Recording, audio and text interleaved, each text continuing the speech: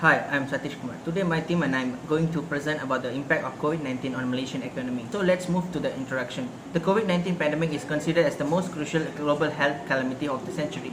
The COVID-19 pandemic is a global shock like no other, involving simultaneous disruptions to both supplies. Infections reduce labor supply and productivity. Layoffs and the loss of income and worsened economic prospects reduce household consumption. Rapidly growing body of research investigates the heterogeneous, non-linear and uncertain macroeconomic effects of COVID-19 across countries, sectors in individual countries as well as on a global scale. There were 4 phases of movement control order in 2020, where first phase was started on 18 March, second phase started on 25th March, third phase started on 14 April, and fourth phase was started at 23rd April. By 31st March 2020, a total of 2,766 positive cases had been reported to the Ministry of Health, with 537 recovered cases and 43 deaths. This points to a total of 2,186 active cases currently being treated in hospitals and 580 closed cases. Most cases reported in the first phase were imported cases from China and their contacts. The first wave was successfully handled by February 27, 2020, with all 22 previously reported cases being discharged from hospital. Hi, my name is Avinash. I'm going to present about first impact, which is hospitality and tourism sector. Hospitality and tourism sector can divide into 3 main industry. First is in tourism industry, second is accommodation industry, and third is airline industry. First, we look into the impact on tourism industry. Most of the country imposed travel ban, including Malaysia, to stop international tourists from coming into Malaysia. Because of that, Visit Malaysia 2020 was cancelled. The money invested into the campaign were totally lost. Not only international travel but domestic travel also was banned.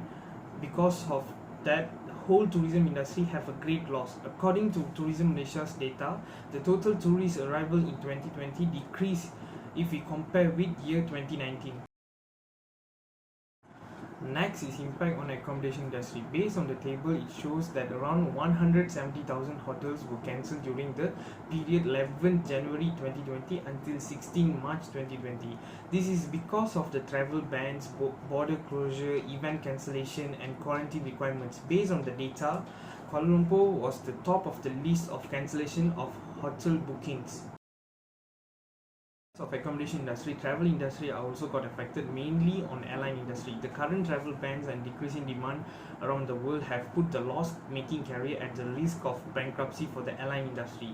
All 3 major airlines, which are Asia, Manido Air and Malaysia Airlines, have initiated salary cut range from 10 to 100% and unpaid leave depending on the salary range and position.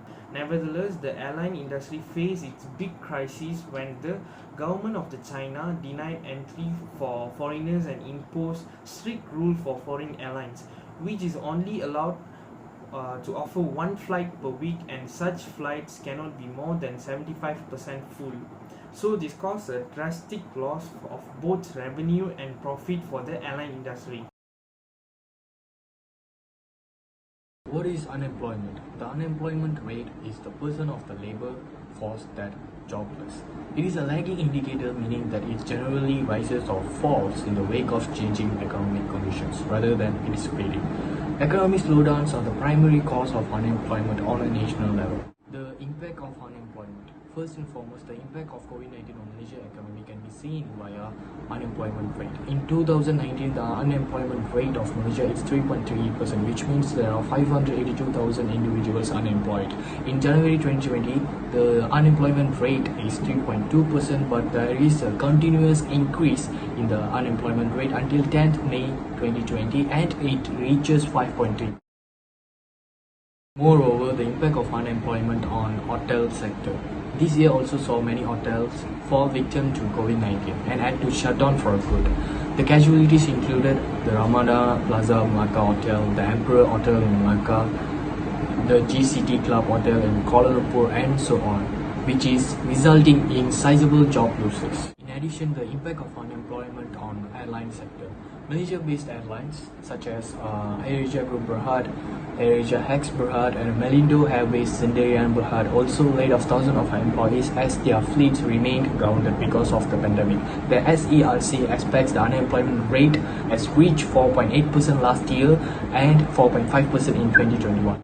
Last but not least, the second round of the Movement Control Order, which is MCU 2.0 in Malaysia, has once again cast the spotlight on rising unemployment. Businesses are staring at a road full of uncertainties, even with a hint of vaccine optimism, and as it is, job prospects for remains G3. Malaysia has to deal with 764,400 currently unemployed and possibly around 1 million new entrants to the job market. Thank you. Year 2020 has been challenging to global trade as due to COVID-19 pandemic. This directly caused a major disturb to globally supply chain, especially movement of goods and services, and affect manufacturing activities. Based on statistics, Malaysia export in 2020 declined marginally by 1.4% compared to last year, and export rebound in second half of the year increased by 4.8%. Total trade of amounts of 2020 decreased by 3.6% compared to last year, while total amount of value imports declined by 6.3%.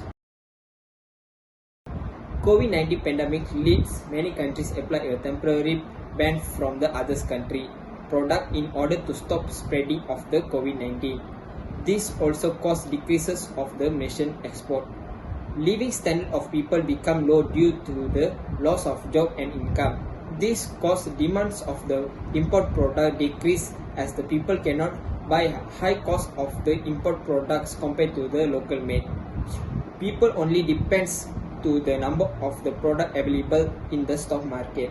Temporary ban also lead many companies to stop company production and close company premises, effect many workers become unemployment.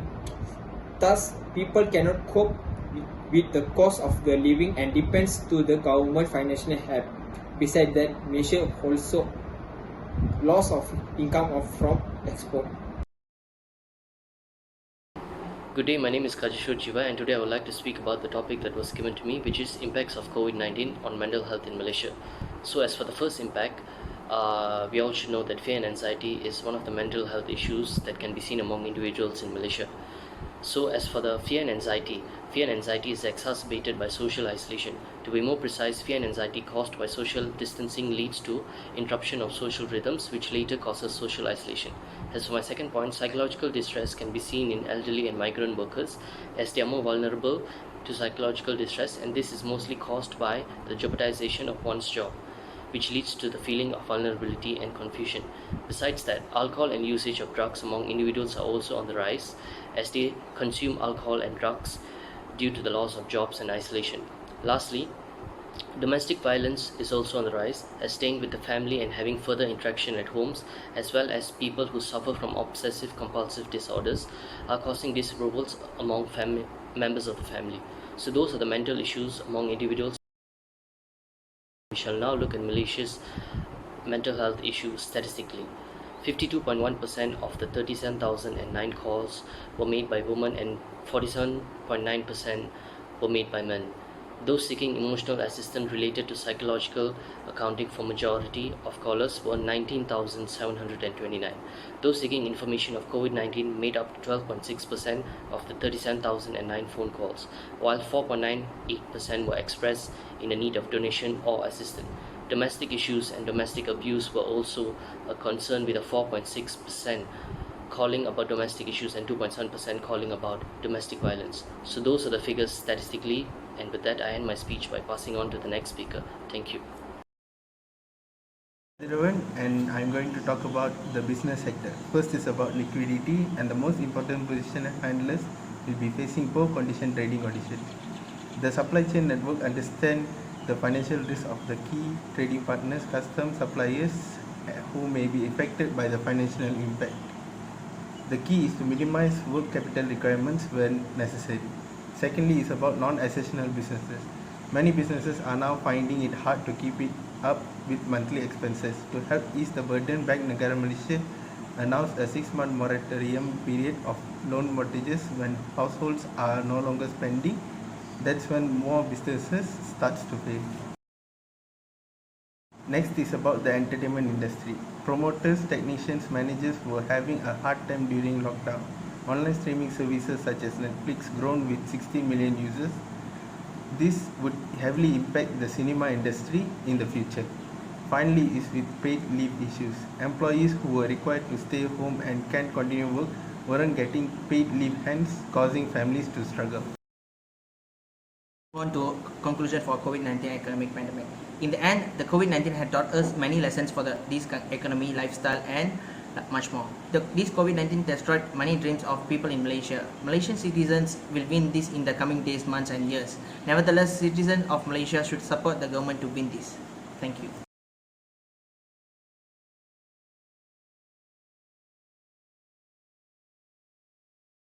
Good morning, Mr. Prime Minister. First and foremost, I would like to thank Mr. Prime Minister, as it's a great honor to have an interview regarding the current situation of COVID-19. To begin with, as to our knowledge, COVID-19 has impacted our country dreadfully. So my first question is, COVID-19 has affected almost every sector of Malaysia's economy. How did COVID-19 change the fate of our current economic sector in Malaysia? Malaysia's economy is mostly affected by multiple key unemployment, trade, and other economic sector losses. For tourism, the total tourist arrivals in Malaysia are drastically decreased in middle of 2020 if we compare to year 2019 because of COVID-19.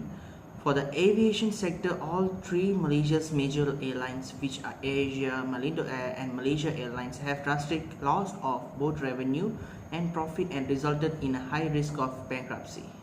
For export-import, Malaysia 2020 declined marginally by 1.4% compared to the preceding year due to the impact of the COVID-19 pandemic.